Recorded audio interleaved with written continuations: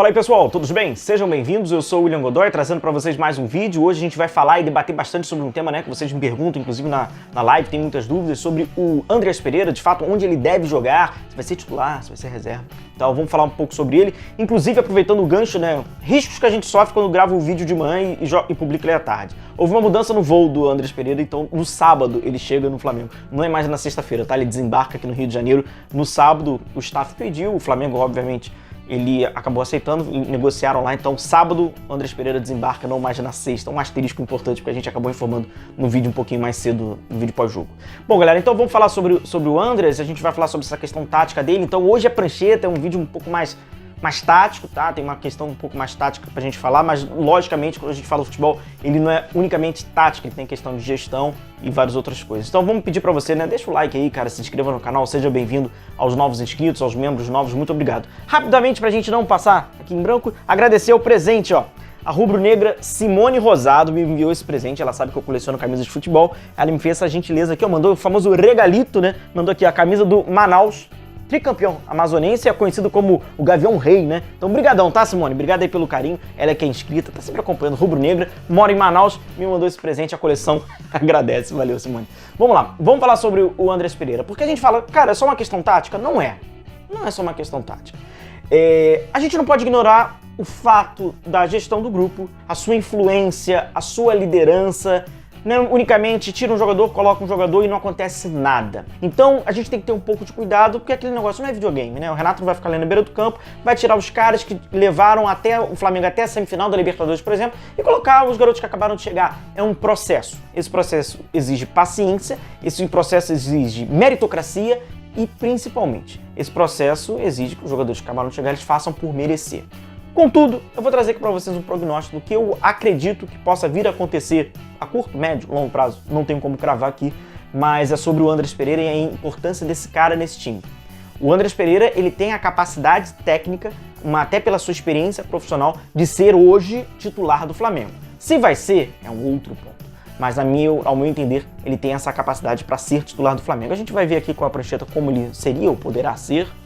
E tem um outro ponto que é interessante do Andreas Pereira, que também causa muitas dúvidas, como ele é um jogador muito versátil, sobretudo no meio campo, e inclusive a gente já trouxe aqui no Conheça Taticamente, que ele fez várias funções, trabalhou como meia esquerda, como meia direita, como segundo homem do meio campo, como o primeiro homem do meio campo, uma circunstância muito ímpar, tá? Mas foi uma exceção, foi um caráter de exceção ali, mas é um cara que trabalha muito meio campo, o pessoal fala que vai ser um substituto do Arrascaeta, poderá ser substituto do Arrascaeta, sim, isso é verdade. Pô, a Arrascaeta tá ausente? Bota o Andreas Pereira aqui. Mas eu acho que é abreviar demais a capacidade desse cara em esperar apenas uma oportunidade do Arrascaeta estar na seleção uruguaia ou não poder jogar. O Arrascaeta que é um cara que é até muito disciplinado e não tem lesões, ainda bem. Então ele joga com bastante sequência. É muito pouco. Ele é um cara que realmente, na minha opinião, ele entra nos 11 do Flamengo. Vou trazer aqui pra vocês, inclusive eu coloco na tela, o que é hoje o Flamengo, que é um 4-2-3-1 com a variação do 4-3-3. E aqui não adianta a gente trazer no canal... Cara, você podia botar 3 zagueiros, colocar 3 atacantes, usar um falso 9 pra encaixar esse cara.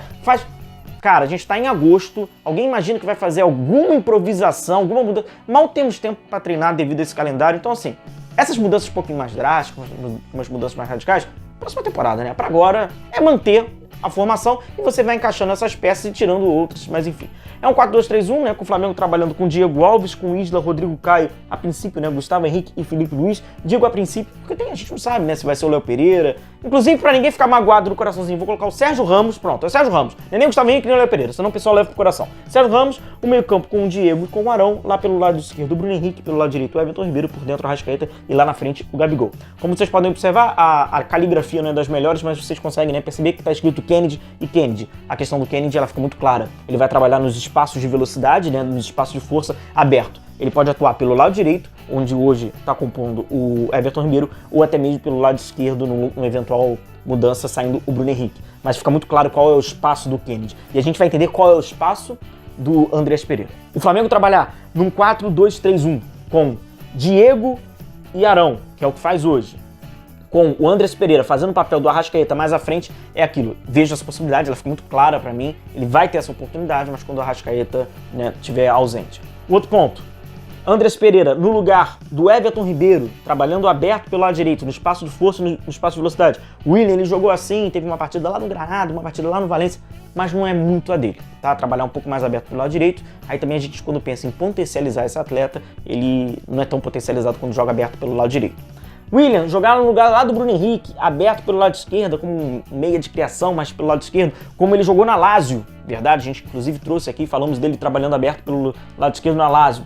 Também não vejo tanto no Flamengo. No Flamengo é um espaço mais pelo lado esquerdo com o Bruno Henrique, e aí, uma substituição, tem o Kennedy. Agora tem o Kennedy, então não precisaria, em aspas, do Andreas Pereira fazer esse papel. Tem a necessidade de trabalhar pelos lados, a gente sabe, mas hoje tem o Kennedy. Então, para mim, fica muito claro hoje, que, inclusive pelo que o recorte que a gente estudou do Andreas e o que ele fez no Manchester United, que aí mostrou um bom futebol, é como homem do meio-campo. Mais do que primeiro homem do meio-campo, um segundo homem do meio-campo, o que hoje é feito com o Diego.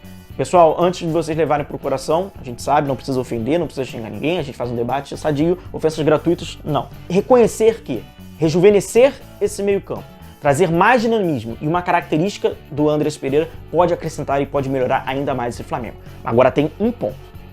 Não adianta colocar o Andreas Pereira para fazer dupla com o Arão ou com o Diego, se o Flamengo for descompactado, se o Flamengo for espaçado. Aquilo que eu já debati e já falei algumas vezes aqui no canal.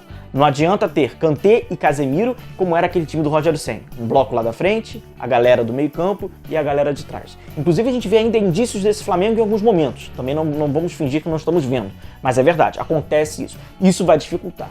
Sobretudo porque é um time que não tem características defensivas. E o Andreas Pereira, ele não tem característica defensiva. Ele é um jogador que compõe o meio campo, que trabalha com o meio campo. Agora, se você pedir para que ele seja apenas, unicamente, um Pires da Mota, um brucutu defensivo, ele não é esse jogador, como o Diego não é, e o Arão tampouco. Então, a gente imaginando é um Flamengo sempre compacto, um Flamengo com uma unidade única, um Flamengo coletivo, um Flamengo compactado, que aí você insere esses jogadores e eles vão se potencializar. Se eles tiverem muito espaço para percorrer, para marcar, não serão potencializados. Mais à frente da defesa, uma vez que trabalha num 4-2-3-1, ao lado do Arão, porque eu acho que Andreas Pereira e Diego juntos, aí fica muito resguarnecido a última linha, e o Flamengo precisa dessa proteção, por mais que uma proteção seja coletiva, mas não passe pelas características dos jogadores, não inventaria, inclusive acho que passaria por uma invenção, então seria Arão e Andreas Pereira. E esse cara entrando pelo meio espaço, pelo espaço de habilidade e pelo meio espaço também pelo lado direito. E ele tem esse dinamismo. É um cara que chuta muito bem de fora da área, tem bola longa, então o Flamengo, na minha opinião, enriqueceria com o Andreas Pereira fazendo essa função. O Andreas Pereira numa boa condição de adaptação, óbvio, né? Não precisa nem, mas é um jogador que traz esse dinamismo. No período da saída de bola, o Flamengo tem trabalhado com os dois jogadores mais abertos, os laterais eles vão um pouco mais à frente, o Arão não fica praticamente entre, mas trabalha próximo aos zagueiros e o Andreas ficaria no círculo central. O Willian faria uma função do Gerson, aí tem um ponto importante, gente. A função do Gerson, ele explorava bastante, além de toda a questão, né, da construção do jogo, ele explorava bastante o corredor central, porque ele tinha esse espaço para o corredor central para ele explorar. Esse espaço hoje ele é ocupado pelo Arrascaeta. Então não é a função pelo corredor central, porque agora já tem o Arrascaeta, porque o Flamengo trabalha com o Bruno Henrique mais aberto por um lado e o Everton Ribeiro trabalhando pelo outro. Mas é um jogador, sem dúvida nenhuma, que gosta desse jogo mais apoiado, que também teria a liberdade de flutuação e de chegada. Na minha opinião, ele bem adaptado e bem fisicamente, sem dúvida nenhuma, poderia enriquecer e elevar o sarrafo, o melhor nível do Flamengo. Agora, o que a gente tem que entender é o seguinte: não existe titularidade absoluta, ou não deveria existir, exceto um Arrascaeta, um Bruno Henrique, um Gabigol, sobretudo em Libertadores, mas você pode rodar esse time dependendo da característica do que está do outro lado.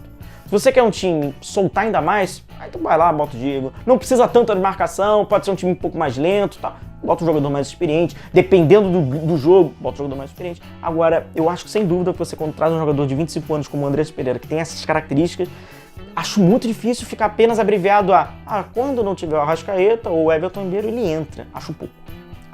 Beleza, galera? Então, um forte abraço, mais uma vez, não levem pro coração uma questão de opinião, cada um tem uma opinião diferente, ninguém tá aqui cavando nenhuma verdade absoluta, tá bom? Um forte abraço a todos. Simone, obrigado mais uma vez pelo carinho, pelo presente, hein? Continue se cuidando, um forte abraço a todos. Tchau, tchau.